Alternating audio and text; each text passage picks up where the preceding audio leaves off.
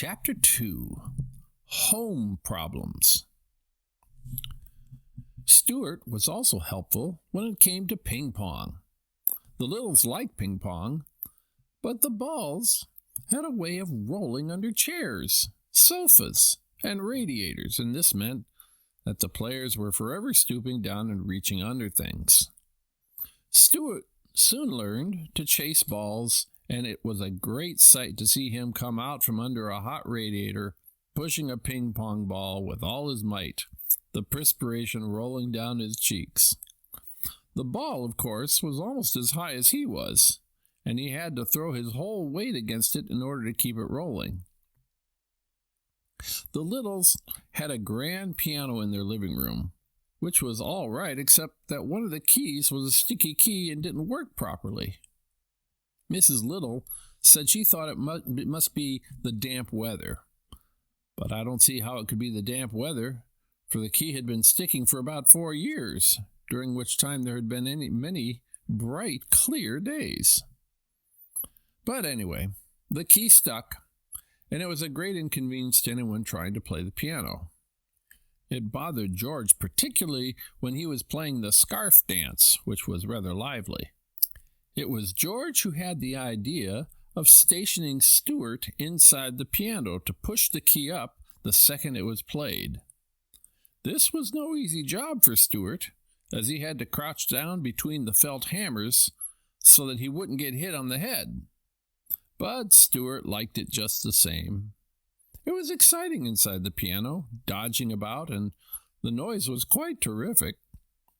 Sometimes, after a long session, he would emerge quite deaf, as though he had just stepped out of an airplane after a long journey, and it would be some little time before he really felt normal again.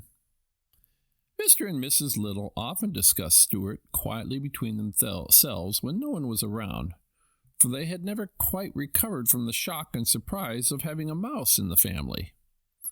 He was so very tiny, and he presented so many problems to his parents.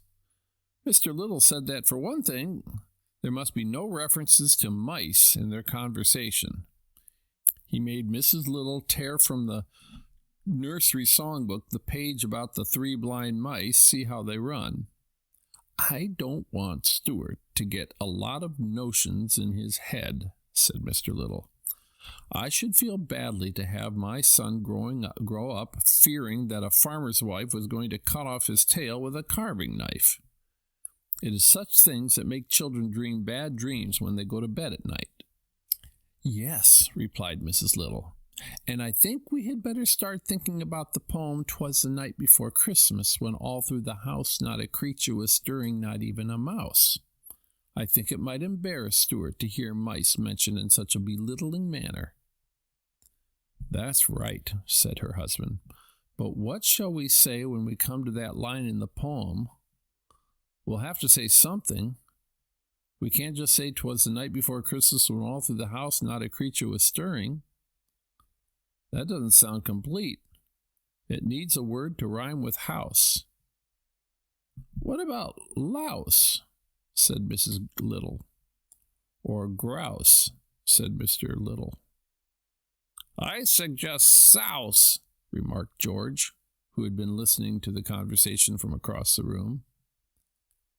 It was decided that louse was the best substitute for mouse, and so when Christmas came around, Mrs. Little carefully rubbed out the word mouse from the poem and wrote the word louse.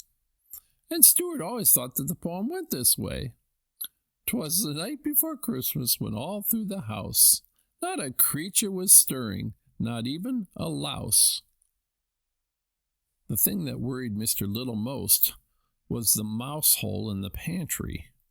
This hole had been made by some mice in the days before the Littles came to live in the house, and nothing had been done about stopping it up.